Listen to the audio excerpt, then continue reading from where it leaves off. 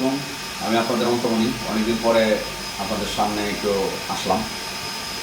আসলে আজকে আমি যেখানে আছি এখানে সংক্রাম চলতেছে। এখানে সমস্ত রেস্টুরেন্ট সব কিছু বন্ধ, তাই বাধ্য হয়ে আমি রান্না নেমে পড়লাম। কারণ উপায় নেই, খাইতে তো হবে, পেটটা তো বাঁচাইতে হবে, তাই না? কারণ পেটের দায় তো এখানে বিদেশ করা, তো কোনো উপায় নাই। তো গরু মাংস আমরা 1.5 কেজি পরিমাণ নিয়েছি।